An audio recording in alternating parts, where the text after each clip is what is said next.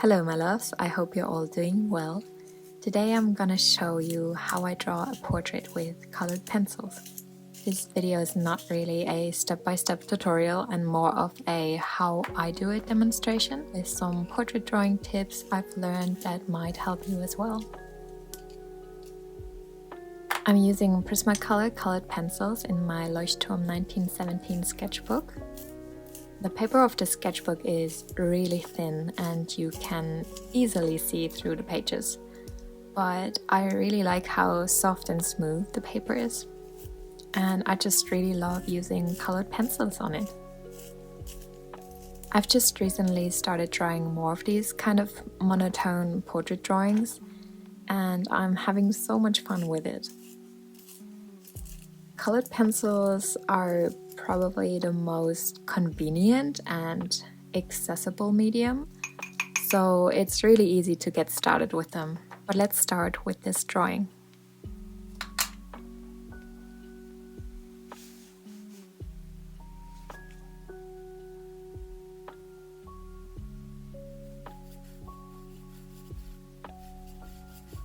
Usually the first thing I do is to mark the very top of the head and the bottom of the face on the paper, so I know exactly where the face will be. Then I'm drawing a straight line down through the center of the face so I can get the tilt of the head correct and know where the nose will be.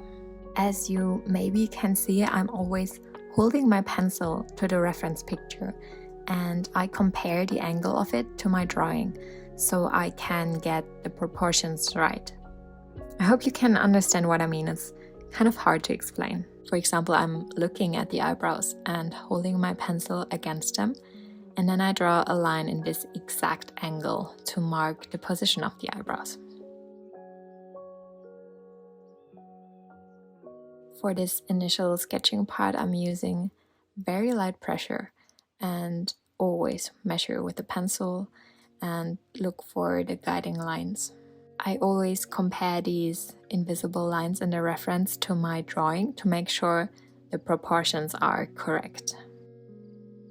And if you break your reference down into these simple lines and shapes, you can find and draw the features much more easily.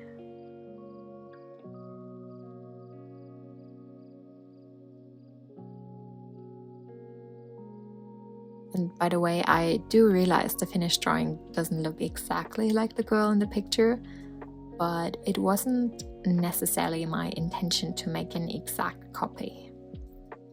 I used the reference as a reference of a face without worrying too much about keeping the likeliness.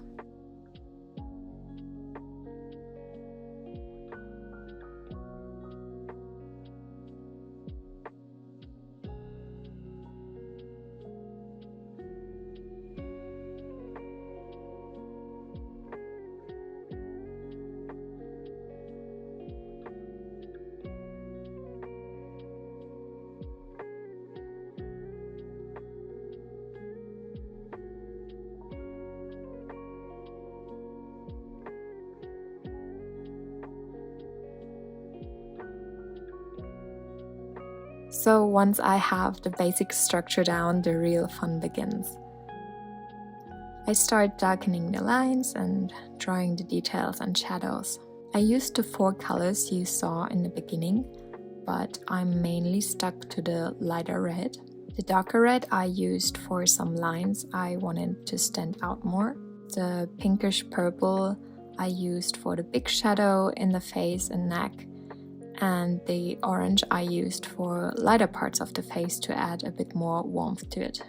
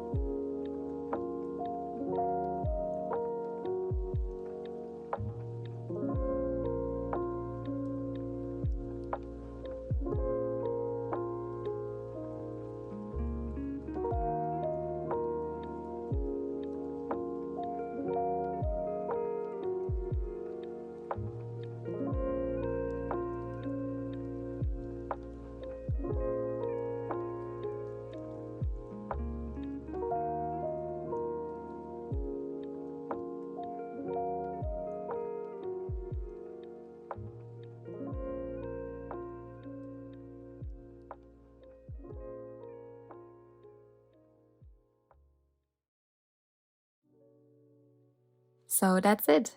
Please let me know if you liked this video and if you would like to see something like this again, maybe even in real time. Thank you so much for watching, it really means a lot to me. And I'll see you again next time. Bye!